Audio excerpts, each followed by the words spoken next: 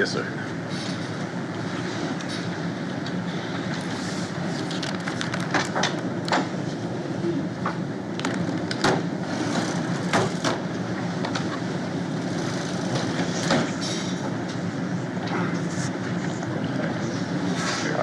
Yes, sir. May please report.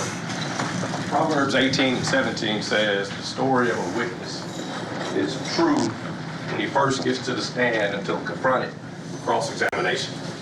And ironically, the center or the heart of the walnut on this particular case is found in 17 and 18 of your jury charges. 17 and 18 of the jury charges talks about the credibility of a witness and the fact that when you cross-examine a witness, you have to consider what they're saying during that time. In other words, if the witness statement that is given in one day back in May of 2012 after you signed a contract with the state of Tennessee changes, alters, is broken apart, or in the case of Jimmy Martin is decimated while he sits there, then you can't really give him much credit. Now, in this instance, Mr. Schofield, had he been Jimmy Martin, I guess would be pretty precise, and then my commentary at this point would be pretty much worthless because, as Mr. Schofield says, it's just a cut and dry case, and you shouldn't consider the fact of number one, the person who is delivering the message, number two, the witnesses that you've heard. You've heard from, starting at the top, you heard from the mother. The mother indicated that her son was somebody who was drafted number one back, I think, in the 1996, 1997 draft. He was in the first round, number 7 draft pick. And her son, prior to that, had spent a life of accomplishment, of athletic achievement. He also, in order to get to that point, had to have academic success. So you're talking about somebody who lived a life that is worth celebrating, a life that is the center of that family, I'm assuming, because that's the person that everybody says, hey, he's this, he's that, he's this, you know. And if you notice, when she testified, I asked one question regarding the date that was when he was supposed to be coming in town to go to his sister's baby shower. That date is important because even though the state accepts this premise, hook, line, and sinker, that the trip was in June or in some date that you can't find based on tower records, etc., of 2010, if you look at the commentary, if you look at the evidence, not at Jimmy Martin, who knows how to trick cell phones and how to have somebody calling from another location, if you look at the evidence, the stuff that we had to ask to get it, not just one part of an evidence, not just a cut and slice, but look at all of it. You 12 individuals will go back and have the ability to look at not only the messages from Edna J. on the night of July 15th, which I am absolutely convinced he's in Atlanta meeting with Sheriff. It's only common sense. Kane, where we meet, same place. 8:15, 8:15, cool. 8:30, he's a little bit behind. 8:50, been here for 40 minutes. What you in? Van, all right. Now whose car does he have? Whose car does Jimmy Martin say that he has during that time frame? He has Billy Ray Turner's car. Why does he have Billy Ray Turner's car?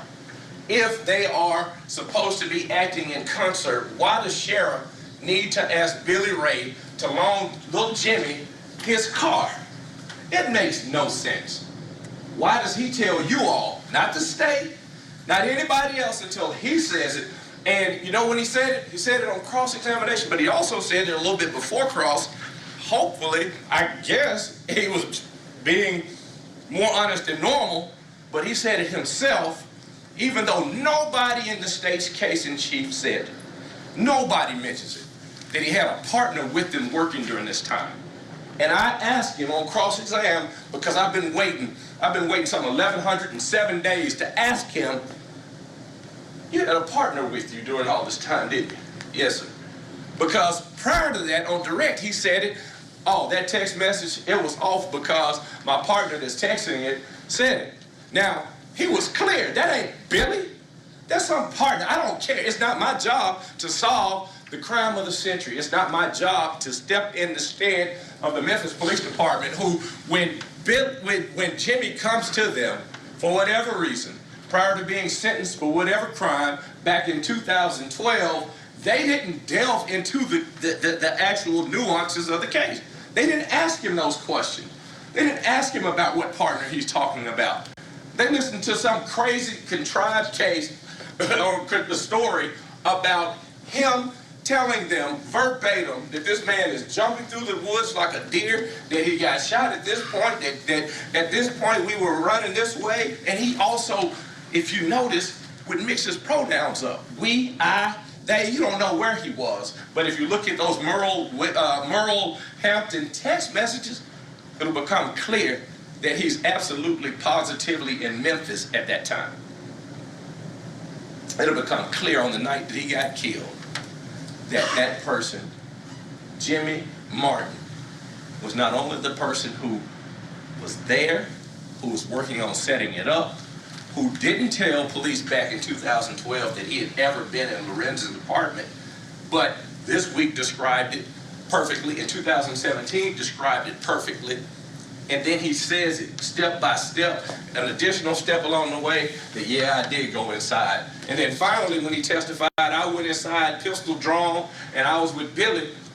But if you notice, how did Billy get there? He says he took Billy's car at Shara's request from Shara's home to Batesville, Mississippi.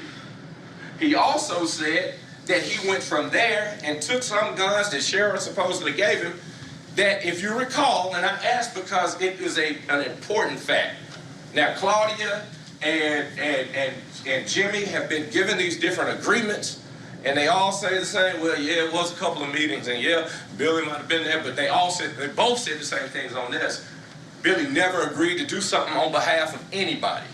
Now that's important. I don't care what you say or how well it draws for the purposes of a PowerPoint presentation. They both said Billy Turner did not agree to do anything. Now, it's confusing somewhat on whether or not Billy was there and heard some roundtable meeting, because if you listen to Claudia, she never saw a meeting with any guns. If you listen to Jimmy, Billy wasn't there at the meeting involving any guns. I don't remember him being there. That's the center meeting. That's the meeting, according to Jimmy, that Shara gave him the guns to go and trade and get a 9mm and a .25. Ironically, the caliber of the spent shell casings that are out there on that scene. But according to them, Billy wasn't even at that meeting. Now, you'll hear a lot of conversation, different ways, and when you all go back there, y'all are going to discuss your various notes. Look at the cell phone records from Billy Turner on the days that are leading up. When he gives his car some weeks earlier, all of a sudden Jimmy does call him sometimes. Are those operational calls regarding this older car that Billy has loaned him? Billy's got his own way in the world. He's got his own business. He's got his own truck. What do you believe happened to NBA star Lorenzen Wright? Tweet us, let us know. We're watching the defense closing arguments right now. You're not going to miss a moment of them. We're hitting pause until we get back from this quick break.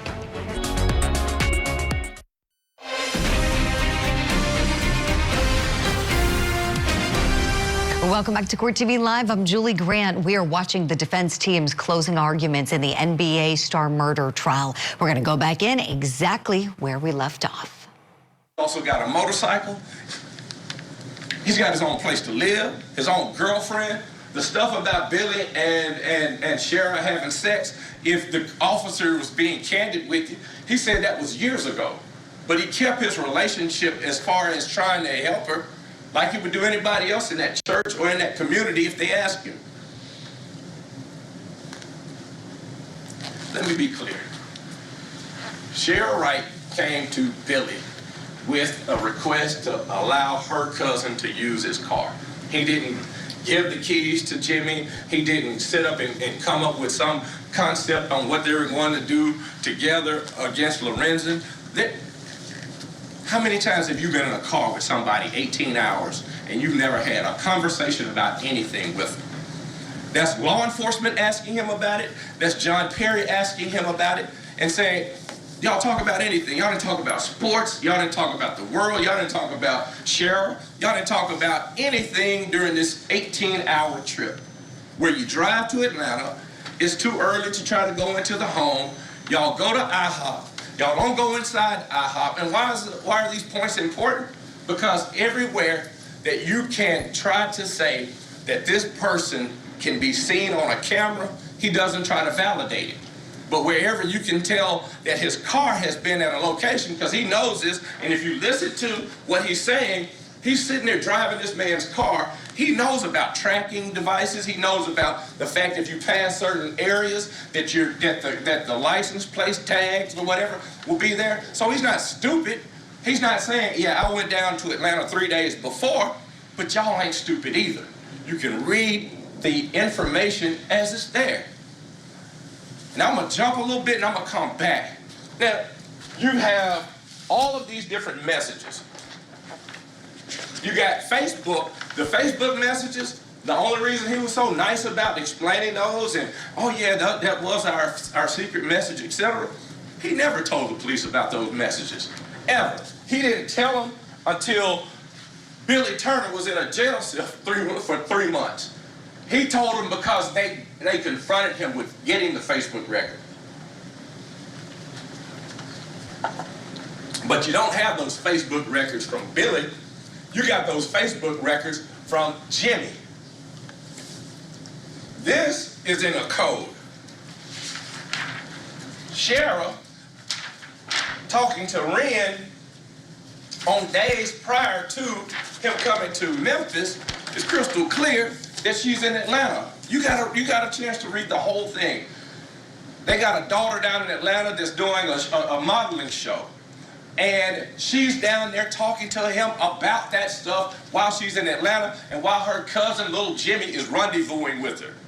Ain't nobody talking about some stuff happening in June. And ain't nobody, how in the world is a window open in June, you're gonna have the confidence to do it in July? That doesn't make any sense. He's down there during that same week. And if you look at the records, when he's talking about where are you, and why is she talking about meeting at a location, same place as before, and why is it that you can't pinpoint what time you're going to arrive unless you're arriving at a place like Atlanta to do whatever you're trying to do? It doesn't make sense. But these are codes that are in messages. I mean, in messages that are in codes, when you're talking about Edna J to Edna J. I know you're tired of me and my party, but what's up? You good, everybody's straight. That's from Jimmy to Shara. When Shara has been using Billy's car to allow her little cousin to drive, in Billy's mind, to legitimate locations, what does she tell him I want to do for you? You know, Lorenzen Wright is not just some basketball playing guy, what have you. He's a guy who in this area was a star. At Booker Washington, he was a star. University of Memphis, he was a star. And then he's a pro athlete in the Grizzlies, for the Grizzlies in this area. Do you think that he's out passing cards to people on some corner about doing it? Or do you think that Sheriff is going to explain to Billy, man, he knows all kind of bankers that have buildings. He knows all kind of folks that have, he knows the president of FedEx. He knows the president of this location. He can get you on with all kind of folks. You help me out like this. And then the setup call, why in the hell, if all the other calls are in code, is her code to Billy directly mentioning Ren?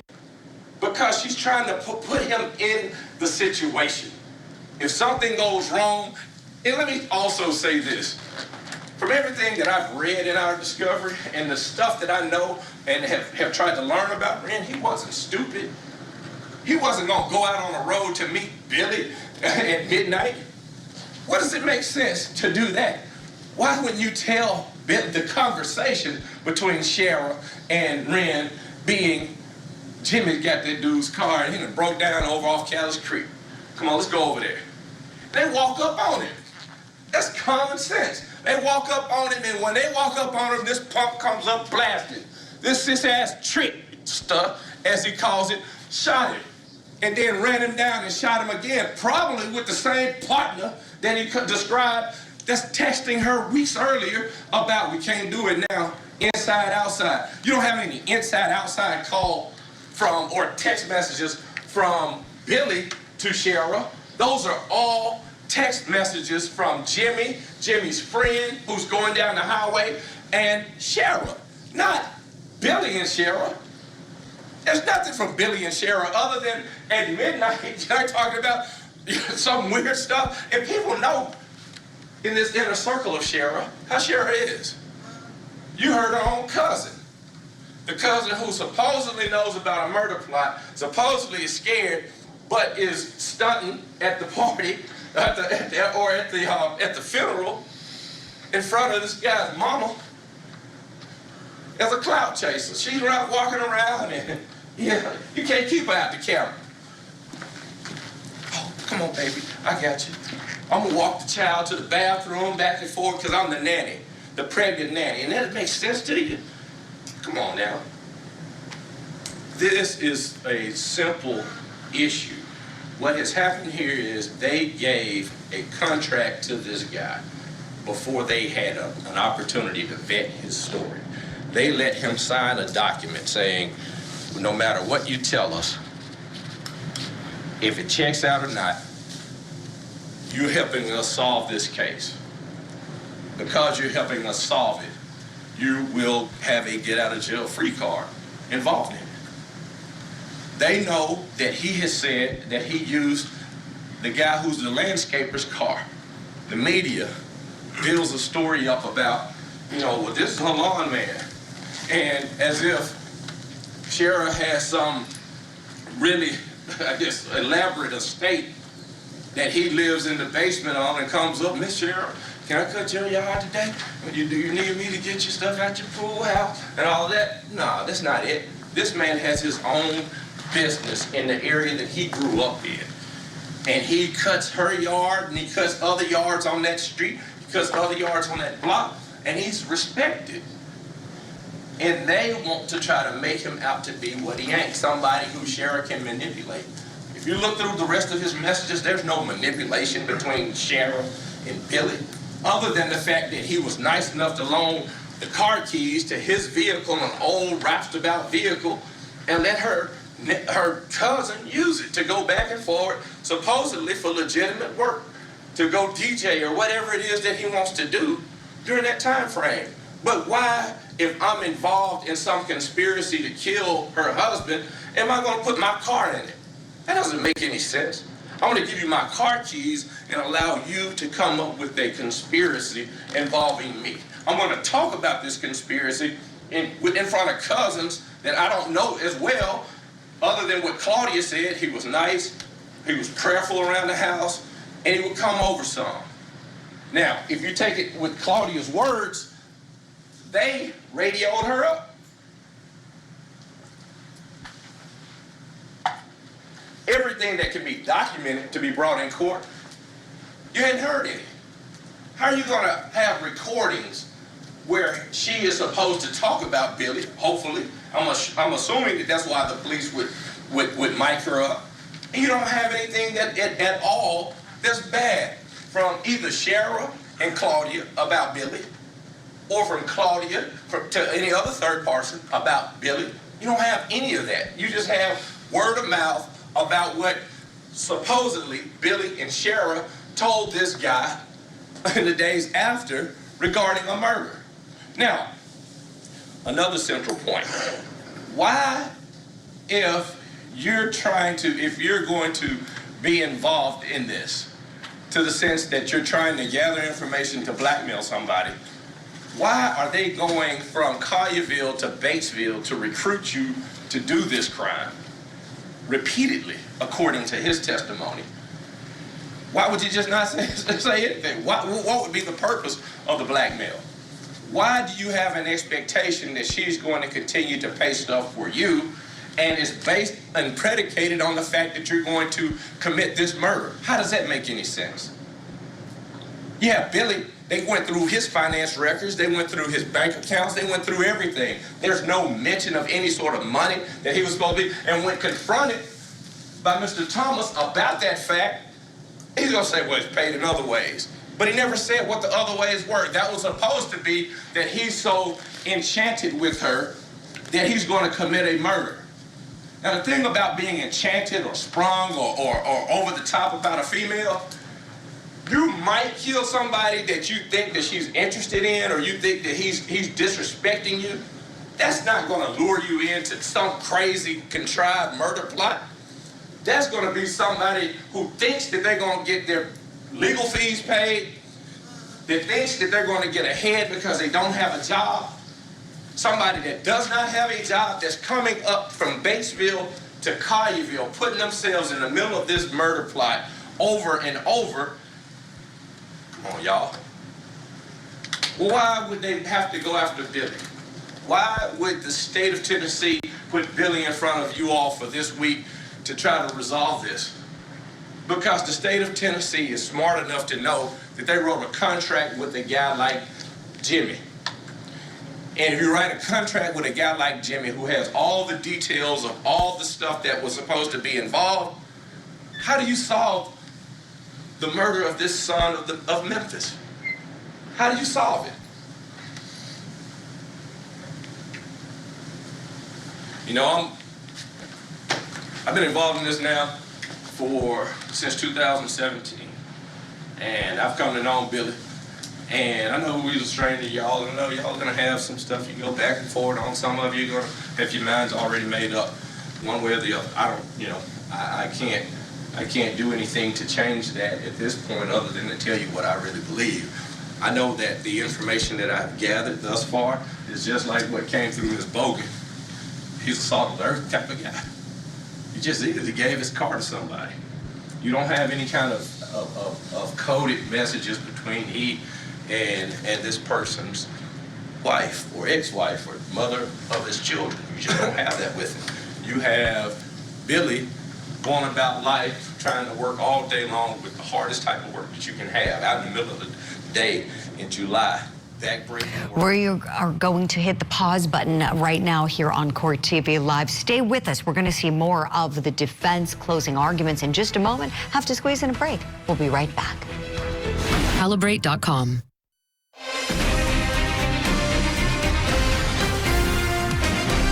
Welcome back to Court TV Live. I'm your midday host, Julie Grant. We are seeing the closing arguments in the NBA star murder trial playing out in Memphis, Tennessee. Right now, defense counsel is making his final arguments on behalf of his client, Billy Ray Turner. He is the deacon, the gardener of the Wright family, and said to be the love interest as well of Shara Wright, who's said to be the mastermind behind the plot to kill her husband. He is cloaked in the presumption of innocence as he sits there today watching his lawyer make those arguments. Let's go in together now exactly where we left off. His own life. You'll have the photos of him walking with Shara at Shara's request, because Shara knows Billy ain't a fool. After Lorenzen goes missing and after Lorenzen's body is found in a field, he ain't dumb enough to think that all of this talk that y'all have regarding my car and stuff like that, all of this crazy stuff, according to Jimmy, he's calling Billy on the day before the murder, and he doesn't have good coverage out there during that time, and he tries to call it back. And Jimmy says something about, I'm trying to get Shara's van. He ain't dumb. He realizes at that point, yeah, my car has been involved in something that I don't want it to be involved in. And yeah, did he cut Shara out of his life? Yes. She couldn't get in touch with him. And did she have to get a third party? Why did she have to use a third party? Because Billy did not have Shara's numbers. He didn't have anything about her in his life, because that caused an issue in his life. That's not him that's not somebody over the top in love. Look at those photos. Those photos were taken back in 2017, where they're outside of the house walking. And this person that he's supposed to be over the top in love with, he's social distancing more than folks social distanced last year. He's not walking hands in hands with this lady. That truck, that ain't somebody destitute who's living off of Shara. That's something that he's worked for, hard, back-breaking work for, that he thought that all of a sudden her dealing with her cousin has caused him issues. This, walking around out here, you think if Shara, who's Googling, who's wondering what's going on, what are they, what is the deal with the gun found in the water, you think that she is not telling him, look, if your name comes up to this speculation that hasn't been testified about at all. all of this is speculation. Ladies and gentlemen, Oh, sorry. ladies and gentlemen, lawyers can argue three things.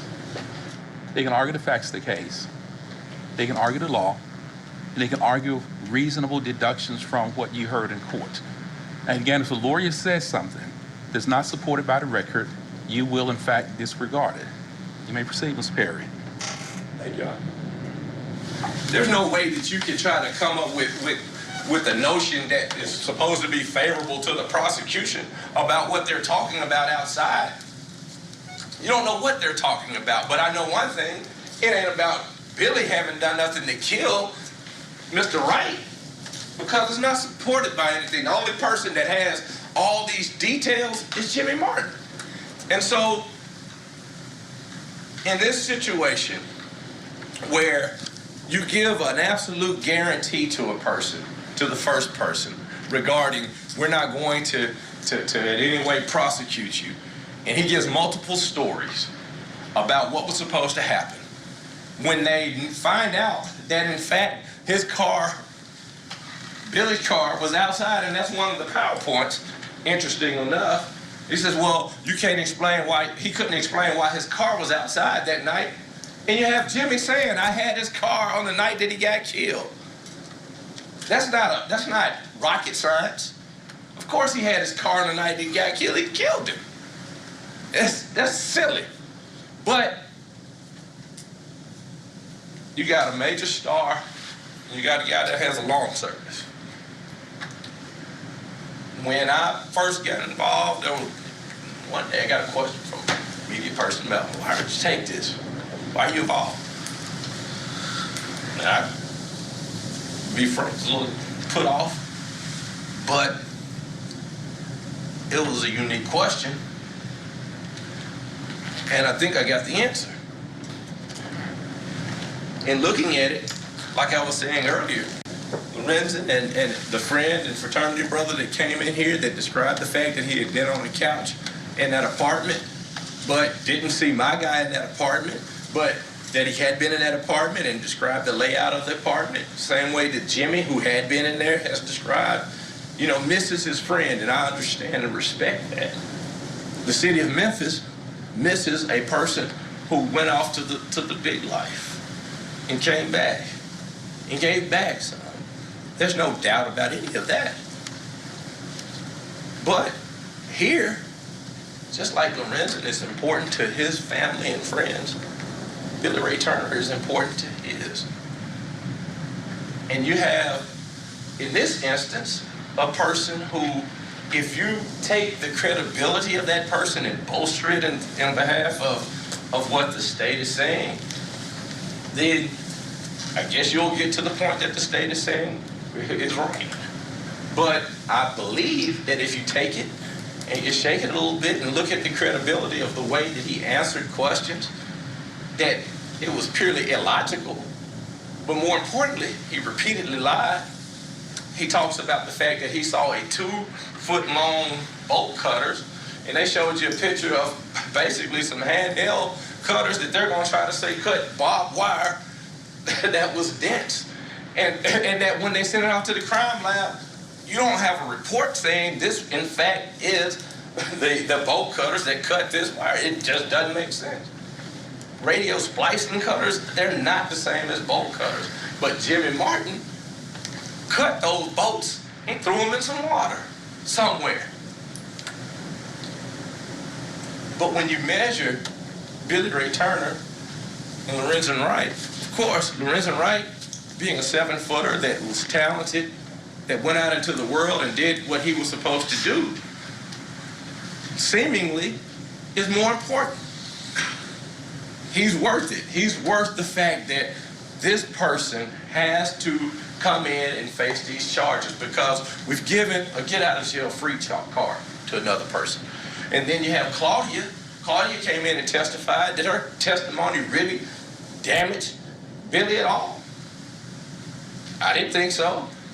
Other than the fact that she got put off by my questions towards her, was it making any sense? Did it make any sense if she says that Billy's response to Cheryl was the same as hers? What you want me to do about it, Cheryl? I'm fixing to go out here and finish edging and go down the street. That's what that testimony was. It wasn't, yeah, we do need to, what we're going to do. How are we going to do it? It was Jimmy who was saying what he could do and how he was going to do. And Billy not being there whenever the guns were banning about, how do you add that up? What the hope is here, that you all, in consideration of who it is, are going to make a determination saying that Billy's life is worth it. Which argument do you find more effective? We're seeing a stark difference between this attorney's arguments and the last. The last attorney incorporated that PowerPoint presentation. We know that there's no burden, though, on the defense. The burden always stays with the state. So there is that. We'll be right back with more Court TV Live after this quick break.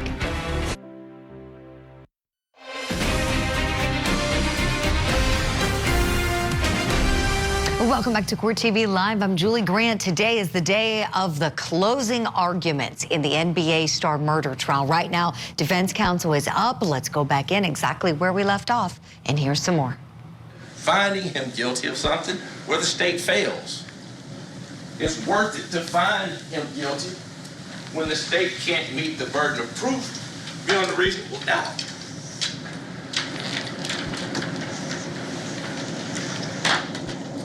When I first took it, only thing Billy wants is this day.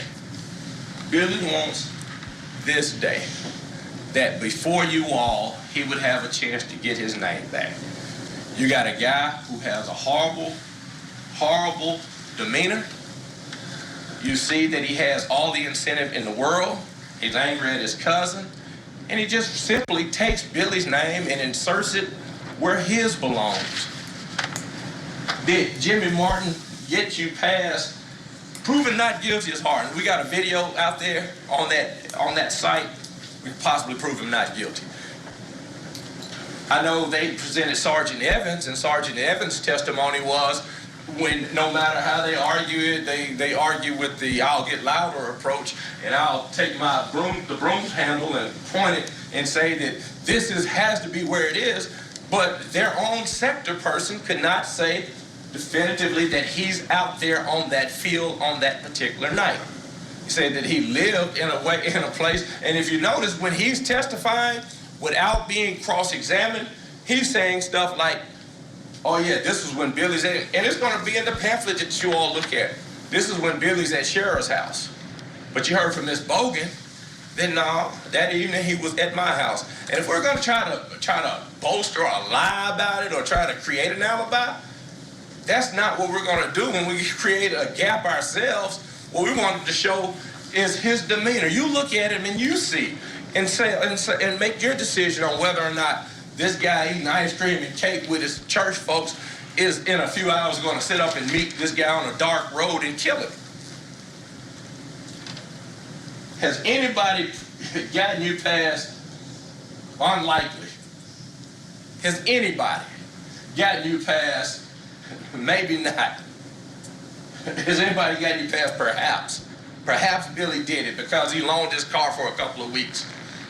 Perhaps he wanted to facilitate a murder without there being any conversation or testimony rather from the witness stand saying that he agreed that he wanted this man killed. So when you're in voir dire and they're asking all of these different questions about, well, if this person is involved in a bank robbery and this person says this and this person says that, and somebody poses the question, well, what did he know? That's where we're at right now. What could he possibly have known if he's not part of any kind of coded language and he's not getting involved with that code with Shara or Jimmy. Have any of them got past suspecting that we're suspecting that Billy did? Now, you have Frias. Frias is the goal to get you right here. Then he gets Billy in, he arrests him, he talks to him. He says that other than the first 48, nobody is recorded in 2017. I haven't seen that policy. I'm not gonna call the man a lie. I got too much respect for him, but I haven't seen that policy. I know that if that was going to be a policy, that instead of him acting like this, he's moving around in that chair more than Jimmy was.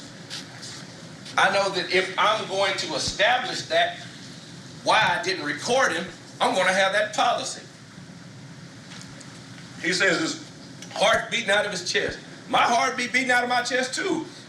You asking me after you arrested me while I'm at a gas station and pump my gas and got my Gatorade and thinking I'm going home for the day, and you arrested me on some stuff that Shara and Jimmy did, more likely than not in my car, yeah, I'm gonna be heartbeat. Well, he tells me that he has had sex with Shara before. He's trying to be candid with the man, but he's wanting all the time. Ain't no recorder, no video in here. I'm just in some room with this guy that I don't know. You think my heart's not gonna be beating a little bit? He's trying to be candid with them.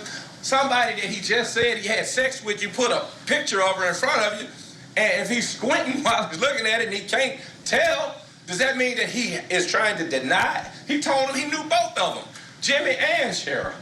That doesn't mean that he's trying to evade his question. Means he probably can't tell if he ain't seen him in 5 years or whatever. He saw Shara a few days earlier. But from the photos that he had, they didn't show us what photos he was supposed to be looking at. But with the photos, if he can't tell who it is, that's not lying to him. Now, have you gone to Atlanta? Tell me about your trip to Atlanta. That's how you ask him. You ask somebody that question, yeah, I've been to Atlanta with family and friends. Tell me what family and friends you've been to Atlanta with. Well, I like that burden of proof chart there. How about you, the defense counsel is using? I've never seen somebody do that. I think that's pretty creative stuff and probably something the jury can relate to. Simple, easy to follow. Let me bring in our guest on the program today, forensic psychologist John Delatorre. John, tell me, you know, with closing arguments or opening statements, whatever it is, there's that element of persuasion, and we want the jurors to think the way we're thinking about our legal arguments and the way we're presenting our narratives. Tell me, what did you walk away from today from both sides in terms of kind of the persuasive psychology behind the legal arguments? Yeah, the state's demonstrative with the PowerPoint, I think, was really great.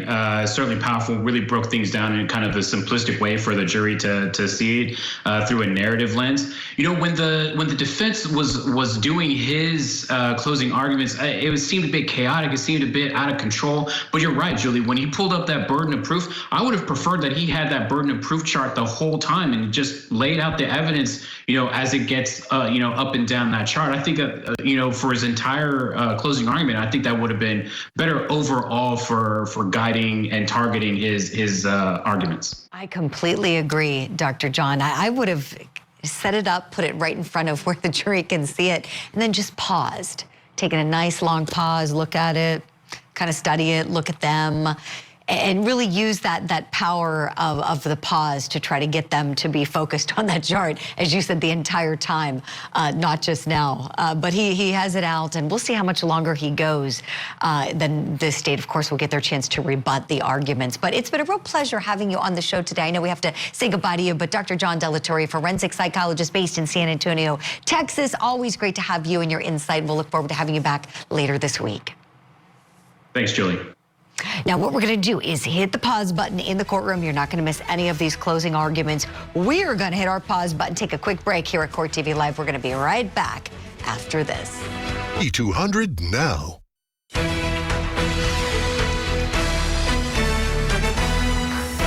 You are watching Court TV Live, your front row seat to justice. I'm your midday host, Julie Grant. It's great to have you along with us on this Monday afternoon.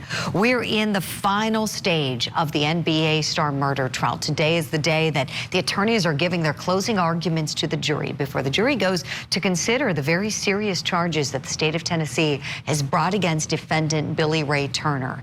This guy on trial is a deacon. He was romantically and sexually involved with a woman who is said to be the mastermind behind the plot to murder Lorenzen Wright. That woman in the middle, Shara Wright, was his wife. She's doing 30 years in prison. She pleaded guilty to facilitating the crime. The man on the left in the jumpsuit is in for another murder, not the murder of Lorenzen Wright, but he did have some involvement in the plot. He was a state star witness given immunity. That's Jimmy Martin. And then on the right, of course, the man accused, Billy Ray Turner. He's cloaked in the presumption of innocence as he sits there watching his attorney deliver his final arguments. Let's go in now where we left off.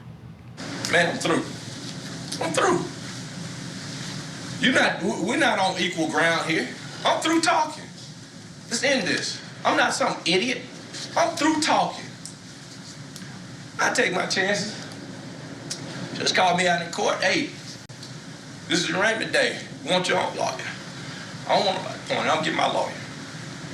I got my own in this world. I vote the way I want. I think the way that I want.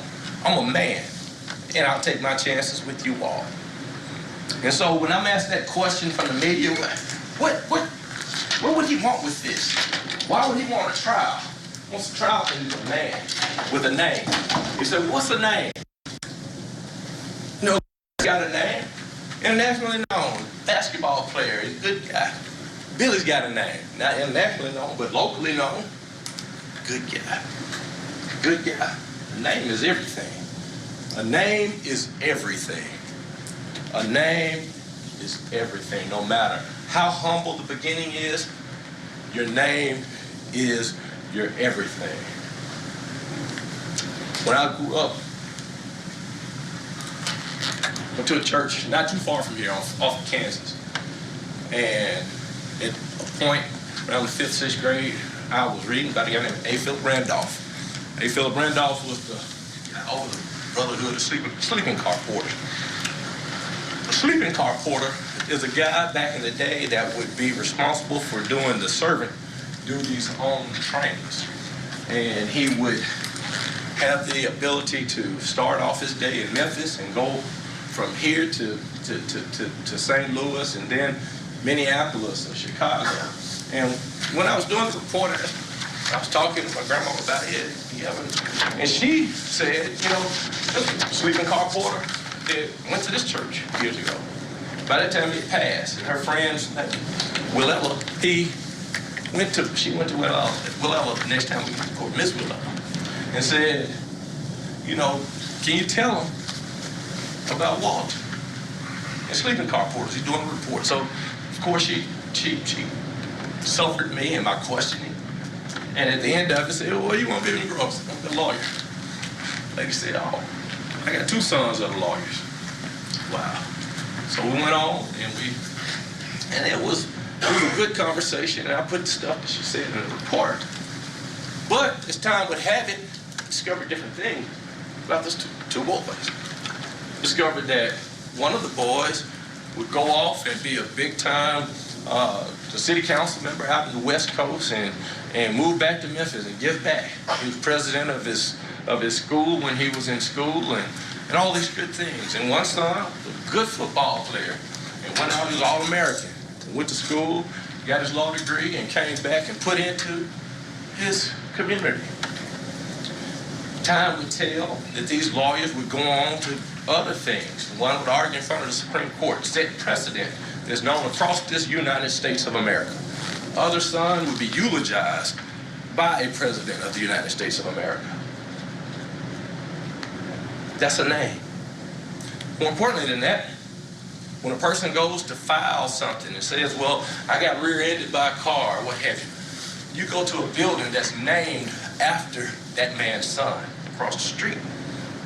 This week, while you sit listening in judgment of Billy Ray Turner, you sit in a building named after that man. The only demarcation that's different is that it's Walter Bailey Jr. and not Walter Bailey Sr. That man worked every day as somebody who, when the bed sheets were messed up, they would call him, Porter, come here. When somebody was out of their drink, Porter, pour a drink. Every day, sometimes listening to different indignities, sometimes going into cities and doing different things. He ain't complaining, he wasn't out protesting and this and that. He instilled a sense of purpose and drive into his sons. Now, because of that name, will everybody who has a name be named after or have buildings named after them down the road? No. But the ability to have your name mean something is important. And think about it. Names are important. You think about the people that grew up in your era or that in the neighborhoods that you grew up in. I think of the men that look like me up the street. Elmo Hodges got up in the morning and got garbage and saved his money and got garbage contracts and trucks. He's not a basketball player, but he's a man with a name. Abram Duff, delivery man, gets his own delivery routes. And saves his pennies and builds his own little business, warehousing. That's a man. Larry Hastings, lived up the street. Started out when he got out the Marines, he went off for the plow. Mr. Plow, I'd like to have a job here. By the time he died, he was the plant manager. That's a man. Kevin Massey on the corner. Watch him get up in the morning, go to TVA.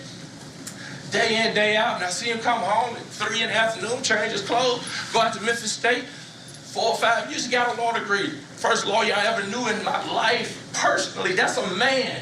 And you have names that will ring out from this point forward, so you can't sit up today and play a game with somebody off of somebody who is sitting here changing and playing games with his names. Yeah, I know how to change out cell phone chips. I knew how to make myself look like somebody else. I knew how to, and you look at the ping records of that Merwell Hampton, you see that it's not like what Mr. Evans said. It's pinging in Batesville, then pings in Memphis simultaneously. That's somebody that's going to lay out and kill a man that had a name, but replace it with a person who has another name. You know, they ask questions about, can you serve on this jury? Yeah, you can serve on a jury, and it's important to serve on a jury because you are not the family of Mr. Wright. I could never ask or think or expect Mr. Wright's mama to give Billy Ray Turner a fair trial. Why?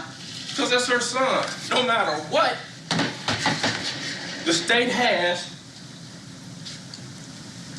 proved beyond a reasonable doubt. And as important with her, it won't be, because he's associated with this mess. It's on you all, the 12 of you all, to apply your common sense. Can he have been duped out of the use of his car? And you listen to Claudia's words. When asked by me, y'all making fun of the fact how nice he is, etc., etc., yeah. You will see the photos that have been introduced into evidence of Mr. Turner on that night. And you all think to yourselves and weigh it. And at the end of the day, you'll see it's not beyond a reasonable doubt that that man could do what they're trying to say that he did. In a few minutes, there'll be rebuttal about knocking down all the stuff that I'm saying. I'm sure it'll either be by Mr. Hackerman or maybe by Mr. Schofield again. In a few minutes after that, y'all will be back there and we'll have an opportunity to listen and to argue and to go back and forth with each other. And I want you to understand that today is important for more reasons than you could ever imagine. And people say, well, why do we have this hard standard? Why shouldn't it be a lower standard? Because back in the 1780s, when they were trying to design a constitution, they found that it should be important. So George Mason and another little Jimmy that would end up actually going on to be a president, little Jimmy Madison, said it's important to have a Bill of Rights. proof beyond a reasonable doubt is a cornerstone of our country. It's a cornerstone that people have died about. People have died from the Revolutionary War, to the War of 1812 to the Mexican-American War, to the Civil War, from Civil War to the Spanish-American War, to World War I, and World War II, Korea, Vietnam, Desert Storm. When our nation was attacked on 9/11, it was about our principles. It was about the reasons that we were going to end up fighting for another 20 years to eradicate terrorism. And you got people right now standing on the verge of war. You got other nations that look at what we have, and people all the time say, oh, we ain't this, we ain't that. Hell, we ain't perfect, but we are close to it, because no matter what our disagreements on the street might be, that you're able to sit in judgment, colorblind, facts blind, except for the evidence that comes from right there. You all have sworn that you have the ability to do that. And I'm just asking that you do it. No matter what you might like or dislike about each other, that you give in. And at the end of the day, if you're thinking that they failed to reach their burden of proof, you can't compromise that. And it doesn't mean that you compromise. You say, well, okay, well, y'all, if we don't have murder, then let's go all the way down the list and say he must have been an accomplice because he loaned his car. To be an accomplice because you loaned the car, you got to know what they're going to do in it. You have to know exactly what they're going to do in it. Oh, well, we'll come down here and go to conspiracy, which is the hope. I don't think anybody here thinks that somebody's telling you that, well, he told me that he was going to do X, Y, Z, could get you there. But Jimmy didn't even say that. Jimmy came up with a story about actually going to Atlanta, doing this stuff, and he tells you he has a partner that's texting Cheryl that has never been charged with anything. Why? Because that's the partner that went into the place in Atlanta. And keep in mind this, Jimmy says he gets to Atlanta because Billy appears at his house and says, come with me to Alabama to do a lawn job. No lawnmower, no backhoe, no turnaround, no sickle, no rake, no brooms, nothing. Let's ride to Alabama. And he said, okay, that's cool. Let's go do it. No conversation, no nothing to show you all that he was in fact in that car with them going to kill Lorenz and Wright. And he's gonna dump this mess in your chip. It's wrong. But you all have the ability to right it simply by going down 18 times. Not guilty, not guilty, not guilty, not guilty, not guilty, not guilty, not guilty, not guilty, not guilty, not guilty. This is your right to do. Not your neighbor back there, because your neighbor's ability to change your mind can't happen. Not here. This is too important. Not guilty. Not they failed to reach their burden. I don't care. Not guilty. We ain't talking about not guilty. What? Well, we're supposed to come. I'm not compromising the damn thing. Not guilty. Strike it. Write it down. And you keep on going. You be the strength that you need. You be the strength in that room. You be that beacon of light to put an end to this foolishness. No deals. How many of y'all in that commercial? Don't raise no hand. Don't. No deals. No deals. If you're the gun trial in Shelby County, no deals. Who did deals? Who did deals? Who did deals with Jimmy Martin? Who did deals with Claudia Robinson? Who did deals in this case? Shelby County, Memphis Police Department. Who said no deals? Billy Ray Turner. Suffer me another few minutes. Remember, a few years ago, back in Christmas Eve, maybe the day before Christmas Eve, saying I was guilty for a while. As we talked about the case, because we thought we were getting ready to try back then. Sometimes we talk about music, sometimes we talk about jazz, sometimes we talk about gospel, whatever it might be. And we argue here and there about who's is Count of Blue a good album, this, that, or the other. We argue back and forth. So that particular day, what we were able to do was just talk about a gospel song. Neither one of us are singers at all. But it's a song that I like. It's about LaShawn Pace Roads, and it's about I Promise the Lord. I like it because she tells a story about a football player waiting on his daddy. I used to have to do that. And basically, 3 scenarios. And on the first scenario, while he's waiting on his daddy told him, don't you get in nobody's car, have his friends come by. Come on, I'll take you home. No, I gotta wait on my daddy. That's me. And then another come back with some girls. Hey, come with us, go for it. No, I gotta wait on my daddy. And then a stranger came. But when the stranger was there, it was raining.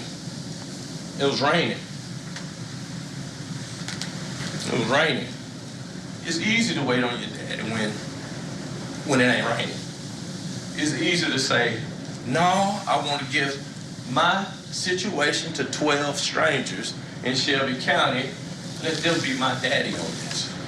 It's easy to wait if it ain't raining. But when it's raining, and court days because of COVID might get postponed, it ain't easy no more to not want to plead. It ain't easy to say, I want you all to listen to what's going on and to measure Jimmy Martin and to see if Jimmy Martin is who I believe that he is, a stone cold, sitting on the back of Callis Creek killer that's changed and put my name in that place and take my chances with them. It's raining. It's raining. It's raining. Review it like you're gonna give him that ride. Review it to give him that ride home. Because if they're not beyond a reasonable doubt, based off of the witnesses they have, y'all can't presuppose and help them out and feel bad or feel sorry for Mr. Schofield or feel sorry for whoever's gonna stand up or Mr. Hagerman. You can't do that. It's too important. And if he's not guilty to you, you hang on, hold on, and fight it out. Because from the case and from the evidence, he's absolutely not guilty. Thank you, Harry. I like that phrase, absolutely not guilty. That was a phrase that this attorney used at the start of this trial. Do you remember when His Honor asked him, how does your client plead? And he said, absolutely not guilty. It shows the jury that he is firm in his convictions, firm in his defense of his client, a defense that was done on innocence grounds. What do you think about this case? Tweet us, let us know. We're going to squeeze in a break. When we come back, we're going to see the state's rebuttal. This is Court TV Live.